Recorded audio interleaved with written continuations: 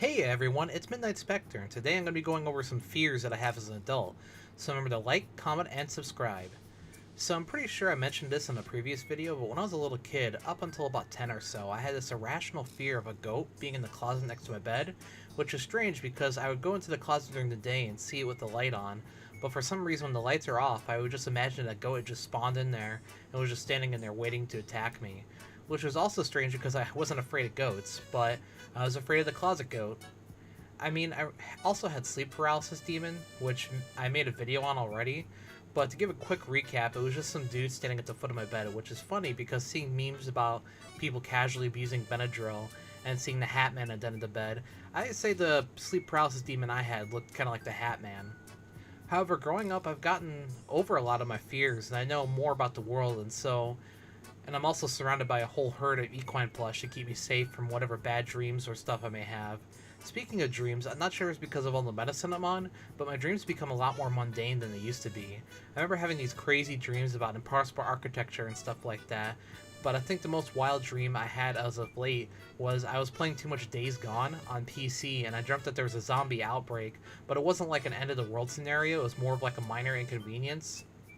Like, I remember I was battling a horde of zombies on my front lawn, and I ran out of shotgun shells, and I was like, oh crap, I'm gonna have to go to Walmart and buy some more shells.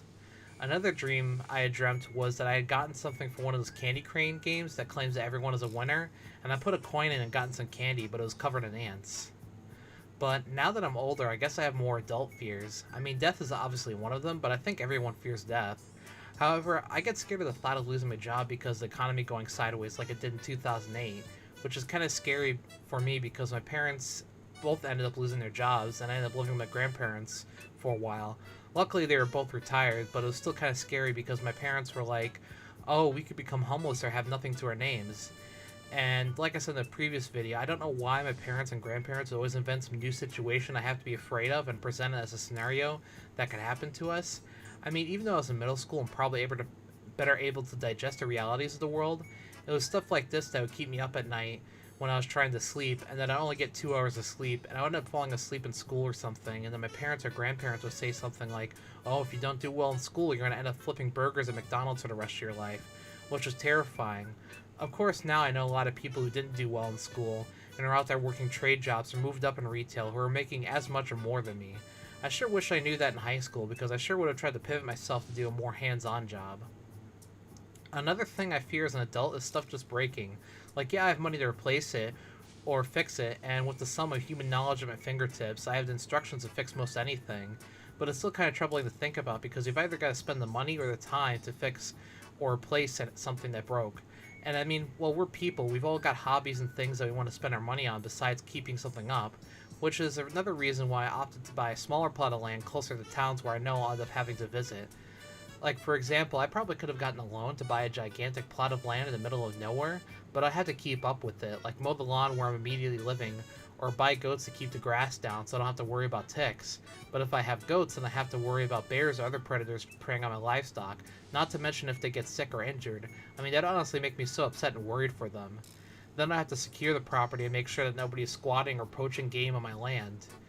But the half acre I have, I can pretty much stand in the middle of it and just look around to see if anyone else is there. What I would do if someone was living on my land, I have no idea. I'm the type of person not even to say something when it's the person waiting at my table if my food in the restaurant is too cold or too salty. My boyfriend actually had to speak up for me at Buffalo Wild Wings because he saw I was suffering simply because the food was too spicy, and he got me some carrots and ranch to cool off my stomach. This video ended up kind of becoming more of a stream of consciousness than an exhaustive list of fears, but I'll tack on one final thought before I head off for the week. I just wish there was a way or some sort of change so people could just live, and stuff could be cheaper or something so that people can just live, and if they wanted something extra, they can go out and get it. Like, if there was a minimum standard of living so people who are currently homeless have a place to stay, and then they can work up and get a better place for themselves or something. Well, I hope everyone enjoyed this week's video, so remember to tune in for next week's video. Also, please remember to like, comment, and subscribe. See ya!